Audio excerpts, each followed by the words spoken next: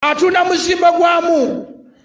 Nabbi kyeyagamba nti ekiseera kigenda kujja la yubali almar'u ng'omuntu tafaayo ma akhadha minhu kyakutte ng'agenda okussa mu lubuto amin alhalal assaamu halal am alharam oba ateekamu haram.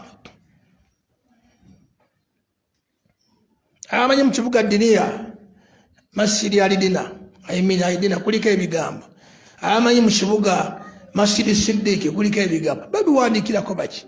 Budala gwe babiwandiikirako tuguna omuzikiti ate yali agusaaliddemu era namajja basalyawo busaalizi ate bamutangira gwe batangira gwe bakubirira budala tetutundawo wano eno nyumba ya Mungu ayagala ssente asse mu lubuto agamba mpanire byakufa kuleka fine mbobireka notabyegomba fine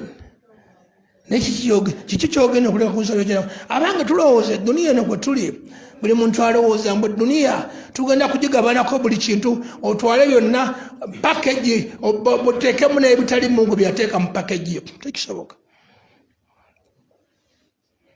Asajja abayiwawo Nabi sallama yagamba hadisi nga ntuufu nagamba adinu nasiha eddiini y'obusiraamu okugiggusa oteekeddwa okuba ku byewerekereza.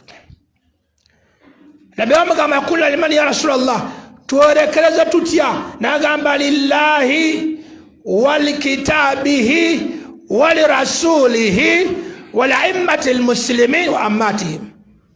Werekereza bino biyirewo kale omubiri nagala yakivubuka jakuyiwawo omubiri bino biyirewo omubiri. Nabbi wamugamba omubiri tuguyiwawo tutya tuguyirewo biki nagamba lillah guyiwawo omubiri nga Allah kyalagidde kyokola iwawo omubiri walikitabihi iwawo omubiri nga Qur'ani kyegambye wali rasuli n'omubaka Muhammad sallallahu alaihi wasallam n'abakulembeze mu abatwala iwawo omubiri naffe tuyiwawo omubiri mu bintu bitaliimu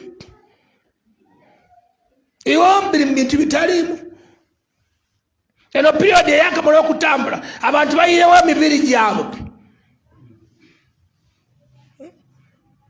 Omuntu abeera mu kasana n'akazibizaamu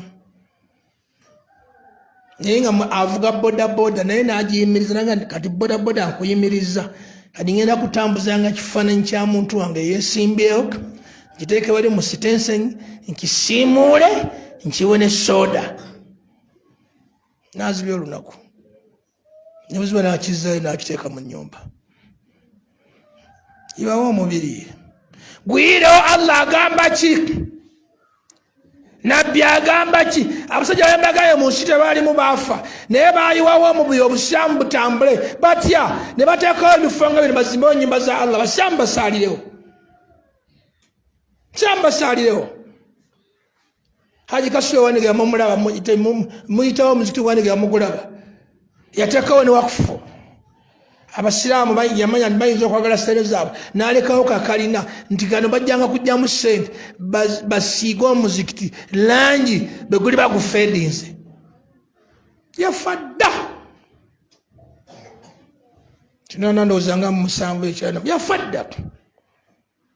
Haji Kasule yafa dda naye Haji Kasule yatekawo beyayirawo omubiri yalekawo omuzikiti gwe Wandegeya n'aleka n'ebinaagusiiga n'ateekawo limba emulago tugiziisemu ejjudde n'ateekawo bwayisa Bilal n'ateekawo amasomero ekisaasi n'omuzikiti ate buli jjuma twalyangawo ekyemisana nga tuvaali ku bativale mu Bilal nga buli jjuma Haji Kasule Wandegeya ng'ateekawo ekyemisana